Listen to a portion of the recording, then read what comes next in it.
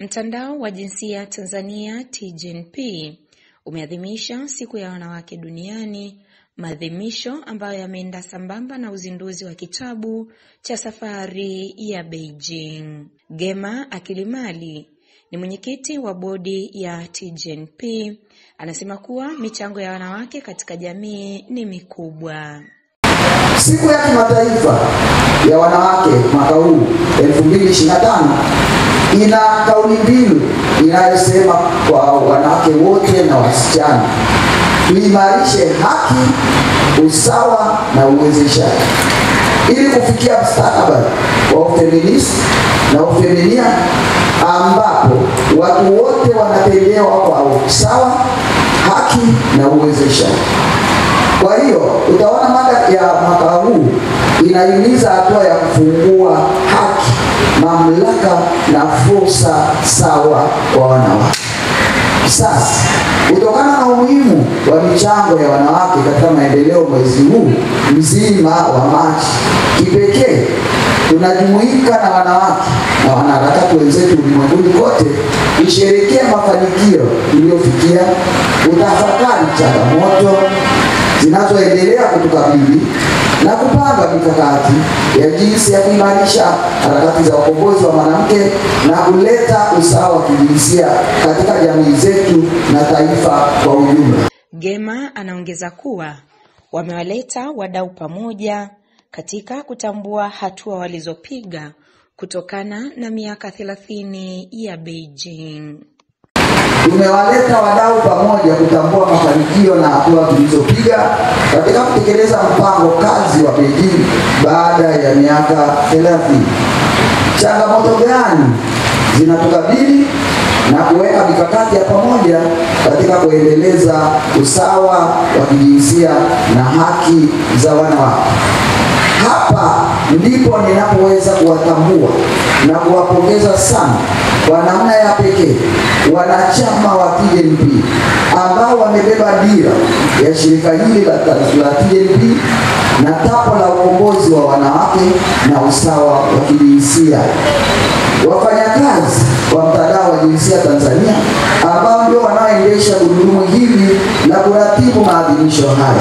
Azimio la Beijing kwa hakika ilikuwa dira ya kuleta usawa wa kijinsia, lilitambua changamoto za kipekee zinazowakabili wanawake na wasichana na kuweka mikakati ya kukabiliana nazo katika maeneo 12 muhimu.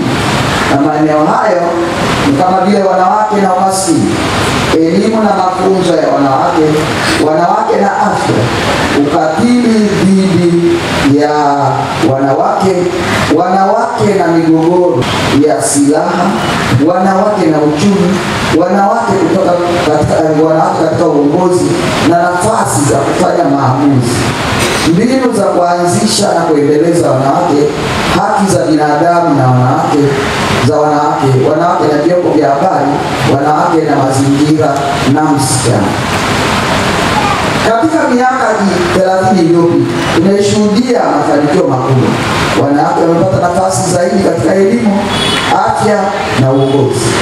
Sheria na sera zimeundwa ili kulinda haki zao. Hata hivyo, safari yetu haijakamilika. Kwa upande wake, mkurugenzi wa mtandao wa jinsia Tanzania TGNP, Bi Lilian Liundi, anazungumzia mafanikio ya miaka 30 ya Beijing.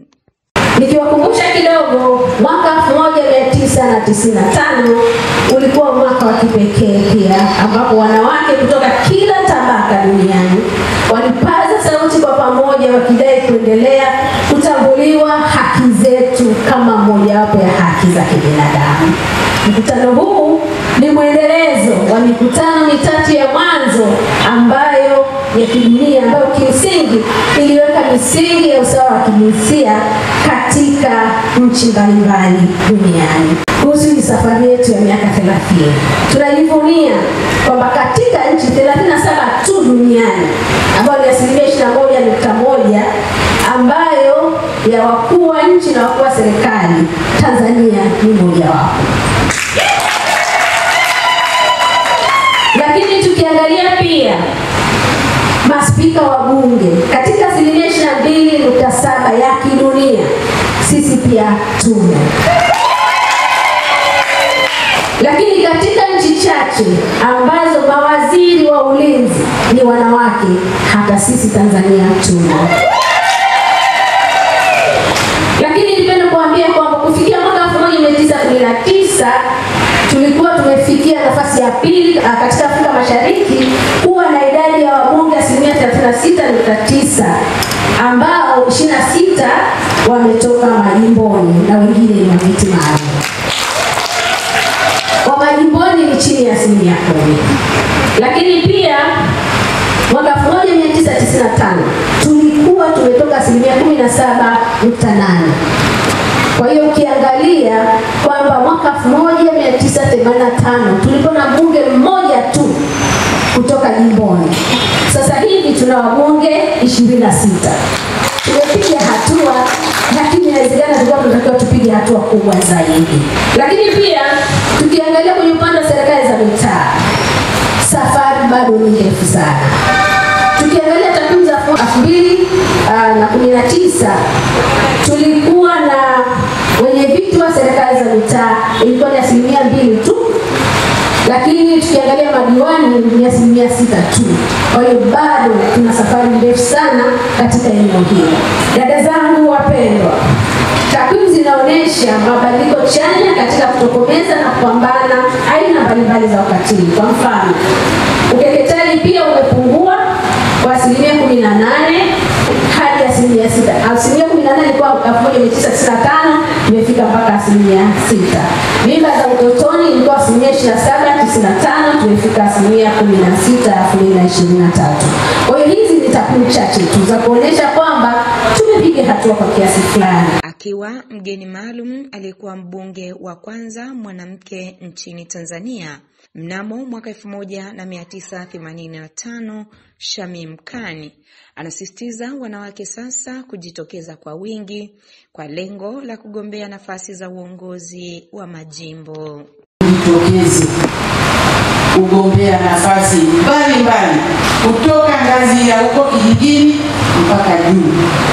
Ukijitokeza, ukishinda vema, hukushindwa basi hujaua. Eti hujaua, wala usione aibu. Jitokeze ukajiandikishe hapa MC katukumbusha, ukajiandikishe. Usisema ingekuwa mimi ungekuwa maana kila kura ina matter a lot. Ikirudi kwenye nafasi za vitimano, mimi nashauri nafasi hizo ziwepo, maana bado jamii haijatambua. Lakini nafasi hizo ziwe na ukomo.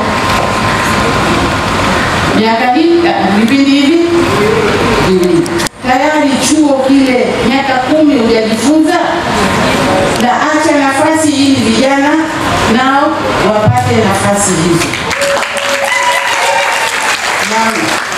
Mzunguko uwepo.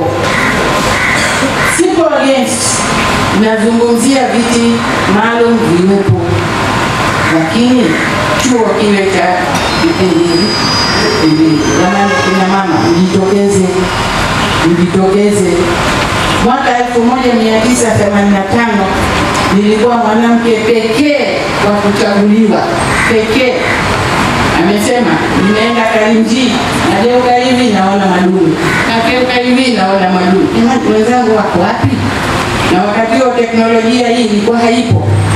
Mara nikawakuta wanawake wengi tu wamejitokeza, wale ambao walikuwa wanagombea viti maalum. Kipindi hicho kulikuwa na chama kimoja. Kwa hiyo akina mama wa viti maalum walikuwa wanatokea katika jumuiya vijana, jumuiya wanawake, jumuiya ushirika, wazazi. Sasa wale walikuwa wanakuja kwetu kwa sisi tuliotokea majimboni kuwapigia kura. Kipindi kile historia hiyo historia. Naye mkurugenzi wa Care International Prudence Masako anaeleza mchango wa asasi hiyo katika kumkomboa mwanamke kiuchumi. Ndio kuna elimu, kuna nini, lakini pesa. Na kama hivyo Care inafanya kazi kwenye nchi zaidi ya 100. Ndio waanzilishi wa vikoba duniani. Mwanzo vilikuwa Niger, Tanzania vikaja mwaka 94. Na vikoba kweli vimetukomboa wanawake wengi. Sasa napenda nieleze tu vile vitendo tunavyofanya manake nini. Miradi yetu tunapoifanyia kazi, iwe kilimo, iwe mazingira, iwe elimu, iwe afya, lazima kwanza tuwakute watu waanzishe vikoba ili waweze kufanya kazi. Na tunaangalia mabenki makubwa, watu wengi wenyewe wanawaweka kwamba hawakopesheki. Sasa kama ukopesheki lazima uanze sehemu fulani, na ndio maana Care ikaanzia hapo. Ila kikubwa sana ushirikishwaji wa wanaume na wavulana ni muhimu sana katika kuhakikisha unapunguza vitendo vya kikatili. Kwa hiyo hicho kitu ni muhimu sana. Hata kwenye hivi vikundi vya kuweka makopa, wanawake wanakuwa 70%, wanaume 30%, kuhakikisha kwamba kuna maelewano na watu wanaelewa kinachoendelea. Tumejizatiti katika hayo maeneo matatu niliyoyasema: uwezeshaji kiuchumi kwa wanawake ambao ni vikoba sasa hivi vimeshavunjwa, kwa hiyo watu wameshafanya mambo yao muhimu. Uongozi wa wanawake pia tumejizatiti. Hao wanawake ambao tunafanya nao kazi kwenye vikoba sasa hivi wengine ni wajumbe wa serikali za mitaa, wenye viti wa vijiji, lakini sasa hivi tumeanzisha program ambayo ni wanawake ambao ni vijana ambao ni wasomi, ili waweze kuangalia kupata nyanja mbalimbali za uongozi. Lakini mfumo wa vikundi vya kuweka na kukopa kama Care tumechangia kiasi cha kutosha kwenye sera za nchi za hiyo, lakini pia tumechangia sana sera ya ardhi iliyozinduliwa juzi na Mheshimiwa Rais wetu.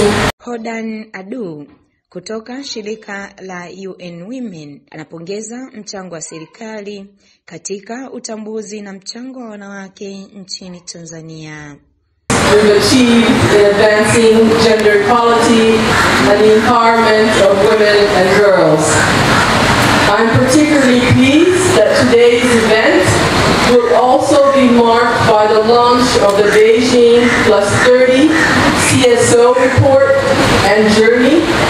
This is a key milestone, providing us all an important opportunity to reflect what has been achieved, examine remaining challenges, and reaffirm our collective commitment to the women and girls of Tanzania.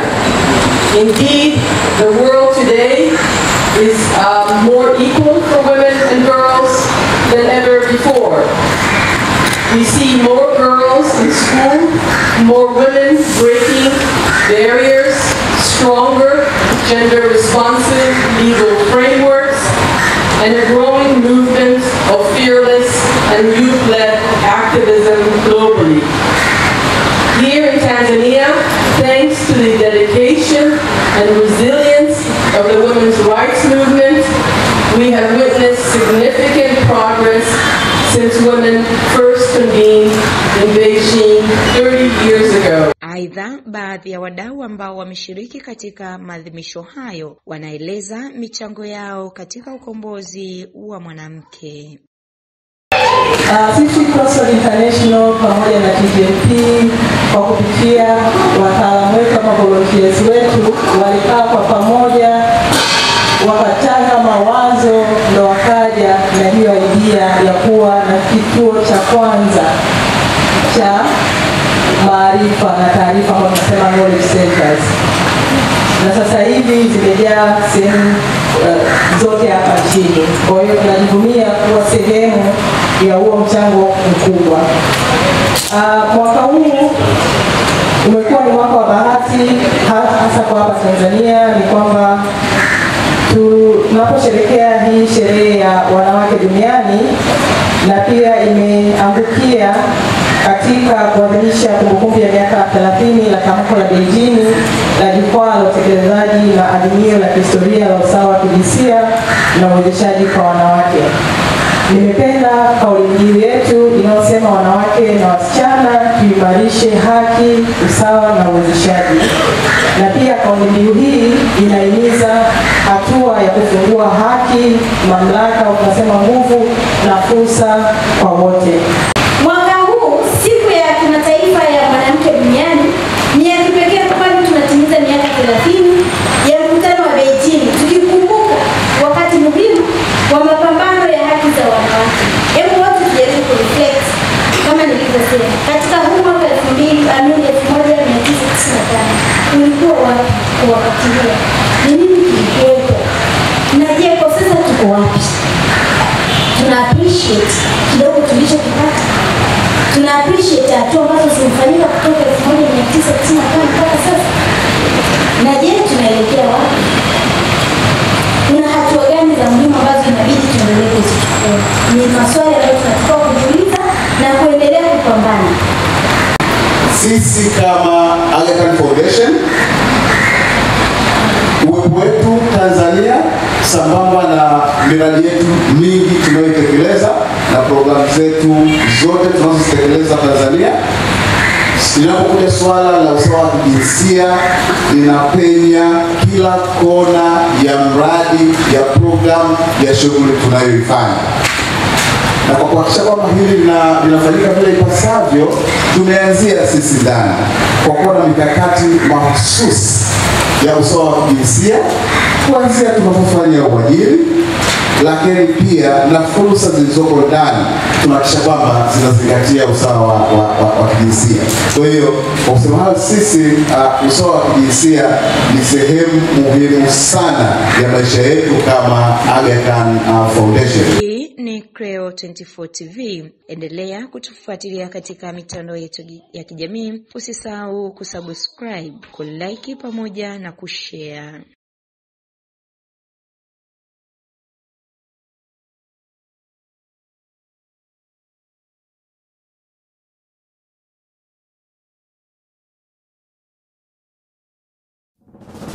Moregas English Medium School ni shule ya awali na msingi iliyoko Sirari, wilayani Tarime, mkoa wa Mara, nchini Tanzania. Ni shule ya kutwa na bweni yenye mazingira wezeshi na rafiki kwa mwanao. Shule yetu inaendelea kufanya vizuri sana. Rejea matokeo ya darasa la 7 mwaka 2024. Watoto wote 61 wamepata ufaulu wa daraja A. Wanafunzi 14 wamechaguliwa kujiunga na shule za bweni, ikiwemo shule ya Tabora Girls, Mzumbe, Mara Girls, Pugu, Shinyanga Girls, Dr. Badrida Buriani na Tumaini. Ndiyo, karibu sasa, mlete mwanao apate elimu bora. Kwa mawasiliano, piga simu namba 0765 65 67 05 au 0628 94 34 24 au 0745 49 41 02. Wote